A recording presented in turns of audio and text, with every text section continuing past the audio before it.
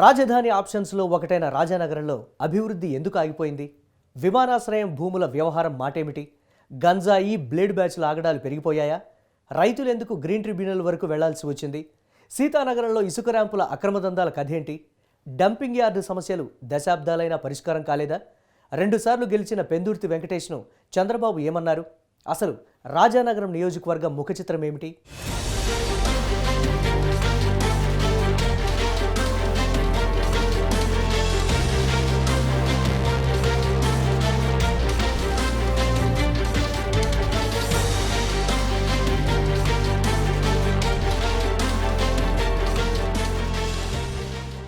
రాజమండ్రికి దగ్గరగా ఉన్న రాజానగరానికి అదృష్టం త్రుటిలో చేజారింది. రాజధాని ప్రాంతంగా ఎన్నికైతే ఈ సెగ్మెంట్ పరిస్థితి మరోలా ఉండేది. కానీ ఇప్పుడు మాత్రం 2 ప్రధాన నగరాల మధ్య ఉన్న అభివృద్ధి అంతంత మాత్రమే. బీసీలు, కాపులు, ఎస్సీలు పెద్ద సంఖ్యలో ఉన్న ఒక వర్గం వారే ఇక్కడ ఆధిపత్యం చూపడం దశాబ్దాల ఆనవాయితీగా మారింది. ఆంధ్రప్రదేశ్కు రాజధానిగా ఏ ప్రాంతమైతే బాగుంటుంది అని శ్రీకృష్ణ కమిటీ అధ్యయనం చేసినప్పుడు వారికి అనుకూలంగా అనిపించిన ప్రాంతాల్లో రాజానగరం కూడా ఒకటి. రాజమండ్రి, కాకినాడ మధ్య ఉన్న ఈ ప్రాంతమైతే క్యాపిటల్ సిటీగా బాగుంటుందని శ్రీకృష్ణ కమిటీ అభిప్రాయపడింది. వారి సూచనే అమలైనట్లయితే రాజానగరం నియోజకవర్గం దశ తిరిగిపోయి ఉండేది. అటు గోదావరికి, ఇటు సముద్ర తీర ప్రాంతాలకు దగ్గరగా ఉండేది. 2 నగరాలు, 60 కిలోమీటర్ల దూరం, వేలాది ఎకరాల భూమి, ఒక గొప్ప రాజధానిగా విరాజిల్లేది. కానీ అలా జరగలేదు. ఫలితంగా రాజానగరం గతంలో ఎలా ఉందో ఇప్పుడు అలాగే ఉండిపోయింది.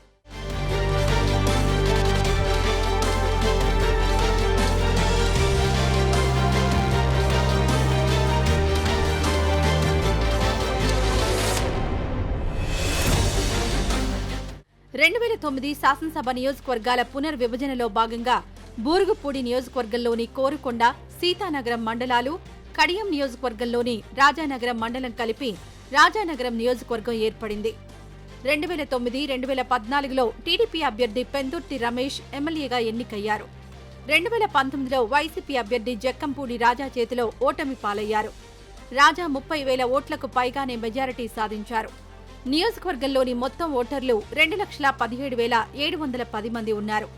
వీరిలో పురుష ఓటర్లు 1,06,012 మంది, మహిళా ఓటర్లు 1,11,694 మంది ఉన్నారు.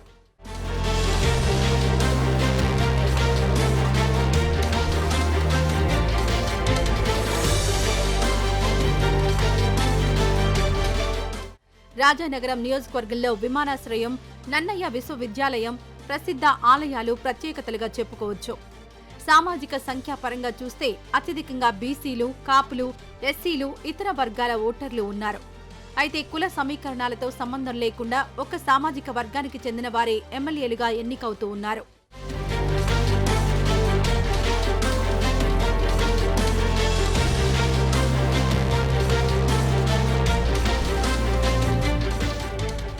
రాజానగరం నియోజకవర్గంలో రాజకీయాలు గత కొద్ది రోజుల్లో గణనీయంగా మారిపోయాయి. 2 సార్లు ఎమ్మెల్యేగా చేసిన వ్యక్తిని చంద్రబాబు పక్కన పెట్టగా మరో అభ్యర్థి సైతం ఆయన ఆగ్రహానికి గురయ్యారు. అటు అధికార పార్టీ ఎమ్మెల్యే మాత్రం చేసిన అభివృద్ధిని ఏకరువు పెడుతూ ఉండగా తిష్ట వేసుకున్న సమస్యల మాటేంటని ప్రజలు ప్రశ్నిస్తున్నారు. మరోవైపు ఇసుక దోపిడీ, గంజాయి, బ్లేడ్ బ్యాచ్ అరాచకాలు ఆందోళన కలిగిస్తున్నాయి. టీడీపీ, జనసేన, బీజేపీ పొత్తులో భాగంగా రాజానగరం సీటు జనసేనకు వెళ్తుందని తెలిసి తెలుగు తమ్ముడు బొడ్డు వెంకటరమణ చౌదరి మండిపడ్డారు. మరికొందరు తమ్ముళ్లను తీసుకుని రాజమండ్రి కాతేరు సభకొచ్చి చంద్రబాబు దగ్గరకు వెళ్లారు. ఆయన స్టేజ్ పై ఉండగా సీరియస్ గా దూసుకెళ్లిపోయారు. అంతే, ఆ దూకుడికి చంద్రబాబు ఒక్కసారి స్టేజ్ పై నుంచి పడిపోబోయారు. వెంటనే సెక్యూరిటీ సిబ్బంది పడకుండా కాపాడారు. దీంతో చంద్రబాబు కూడా సీరియస్ అయినట్టు సమాచారం. ఇక అంతకుముందు సిట్టింగ్ ఎమ్మెల్యే పెందుర్తి వెంకటేష్ కూడా ఇలాగే చంద్రబాబు ఆగ్రహానికి గురయ్యారని వార్తలొచ్చాయి. 2019 తర్వాత నియోజకవర్గాన్ని వదిలేశావని అధినేత మండిపడగా దీనికి బాగా నొచ్చుకున్న వెంకటేష్ పార్టీతో అంటి ముట్టకుండా ఉంటున్నారు. ఇలా 2 సార్లు గెలిచిన పెందుర్తి వెంకటేష్ లేరు. అంత గొడవ జరిగిన తర్వాత బొడ్డు వెంకటరమణ ఉన్నా లేనట్టే లెక్క. ప్రస్తుతం అది పొత్తులో భాగంగా జనసేన అభ్యర్థి బత్తుల బలరామకృష్ణకు వెళ్లిపోయింది. ఆయనకు తెలుగుదేశం నుంచి సహకారం అందుతుందో లేదోనని అందరిలో అనుమానంగా ఉంది.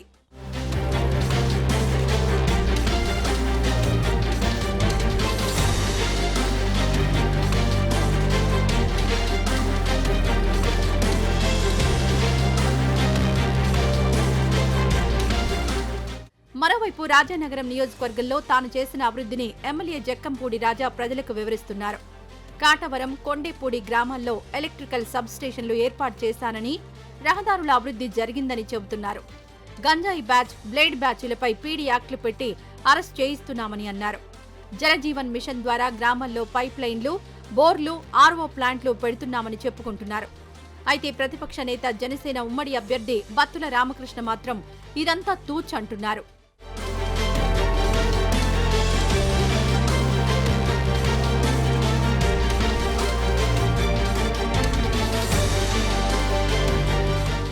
నియోజకవర్గంలో 2 ప్రాజెక్టులకు భూసేకరణ జరిగింది. దీనిలో రాజమండ్రి ఎయిర్పోర్టు విస్తరణ కోసం చేపట్టిన భూసేకరణ కార్యక్రమానికి రైతులు సంతోషంగానే భూములు అప్పగించారు. పురుషోత్తంపట్నం ప్రాజెక్టు కోసం చేపట్టిన బలవంతపు భూసేకరణపై ప్రజలు ఆగ్రహంతో ఉన్నారు. న్యాయమైన పరిహారం కోసం డిమాండ్ చేసిన రైతులు తమ గోడును నేషనల్ గ్రీన్ ట్రిబ్యునల్కు తీసుకువెళ్లి న్యాయ పోరాటం చేస్తున్నారు. మరోవైపు సీతానగరం మండలంలోని ఇసుక ర్యాంపుల నుంచి పెద్ద ఎత్తున ఇసుక అక్రమ రవాణా జరుగుతుండడం, నియోజకవర్గ కేంద్రం రాజానగరంలో మంచినీటిని అందించే రావుల చెరువును అభివృద్ధి చేయకపోవడం, డంపింగ్ యార్డ్ సమస్యలతో ప్రజల నుంచి ఆగ్రహం వ్యక్తమవుతోంది.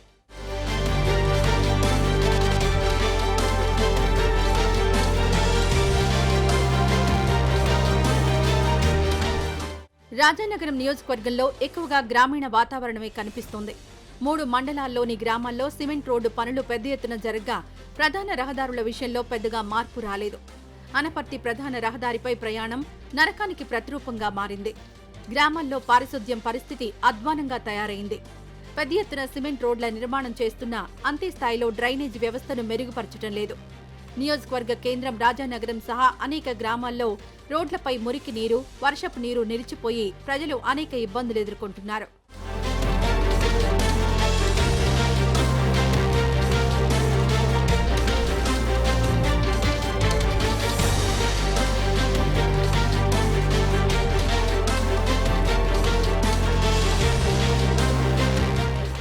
నియోజకవర్గంలో బ్లేడ్ బ్యాచ్ ఆగడాలు పెరిగిపోయాయి.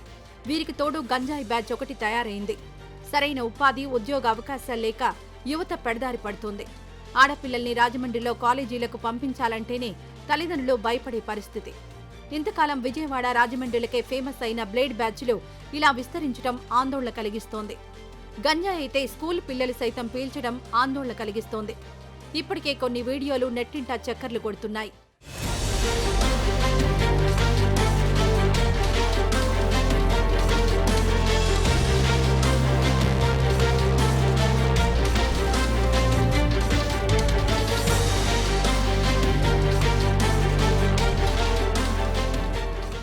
రాజానగరం నియోజకవర్గం సమస్యలకే కాదు, ఇతర విషయాలకు కూడా ఫేమస్సే. ఇక్కడి కోరుకొండ లక్ష్మీనరసింహస్వామి స్థానికుల ఇలవేల్పు. గోదావరి పరవళ్లను ఒడిసిపడుతూ ప్రజల దాహార్తిని తీర్చే 3 పథకాలు ఇక్కడే ఉండటం విశేషం. అలాగే మొక్కజొన్న, మామిడి పంటలకు నియోజకవర్గం పెట్టింది పేరు. రాజానగరం సెగ్మెంట్లో విశేషాలు చాలానే ఉన్నాయి. కోరుకొండలో ఎత్తైన కొండపై వెలిసిన శ్రీ లక్ష్మీ నరసింహస్వామి ఆలయం జిల్లాలో ప్రముఖ పుణ్యక్షేత్రం. ఇక్కడ స్వామివారిని దర్శించుకునేందుకు భక్తులు అతి క్లిష్టమైన మెట్ల మార్గం ద్వారా కొండపైకి చేరుకుంటారు. కణపూరు కొండపై వెలిసిన శివయ్య క్షేత్రం కూడా ప్రసిద్ధ ఆలయంగా విరాజిల్లుతోంది. మధురపూడి గ్రామం పరిధిలోని రాజమండ్రి విమానాశ్రయం, వెలుగుబంద గ్రామం వద్ద ఆదికవి నన్నయ్య యూనివర్సిటీ, నియోజకవర్గం మీదుగా వెళ్తున్న చెన్నై కోల్కతా 16వ నెంబర్ జాతీయ రహదారి, మెడికల్ ఇంజనీరింగ్, డెంటల్ కాలేజీలు రాజానగరంలో ఉన్నాయి.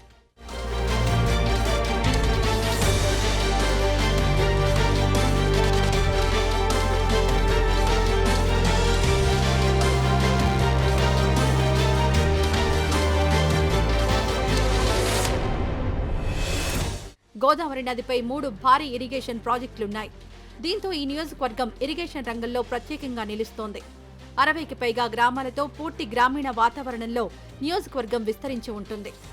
కాంగ్రెస్, టీడీపీ ప్రభుత్వాల హయాంలో నిర్మించిన పుష్కర ఘాట్లు, చాగల్నాడు సహా ఇటీవల నిర్మాణం పూర్తి చేసుకున్న పురుషోత్తపట్నం ఎత్తిపోతల పథకం ద్వారా ఈ నియోజకవర్గం నుంచే గోదావరి జలాలు ఇతర ప్రాంతాలకు తరలిస్తున్నారు. సీతానగరం మండలంలోని గోదావరి పరివాహక గ్రామాల్లో మొక్కజొన్న పంటను 1000 ఎకరాల్లో సాగు చేస్తారు. రాజానగరం చుట్టుపక్కల ప్రాంతాల్లో మామిడి, సీతాఫలం తోటలు విస్తరించి ఉన్నాయి. పొగాకు సాగు చేస్తారు.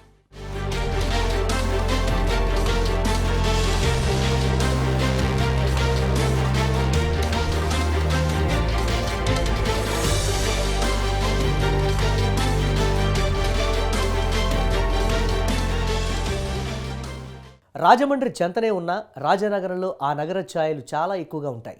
అక్కడ జరిగే ప్రతి నెగిటివ్ యాక్టివిటీస్ ఇక్కడ ప్రత్యక్షమవుతూ ఉంటాయి.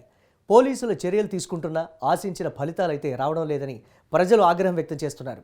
మరి వచ్చే ఎన్నికల్లో ప్రజలు ఎటు తీర్పు చెబుతారోననే ఆసక్తి సర్వత్రా వ్యక్తమవుతోంది.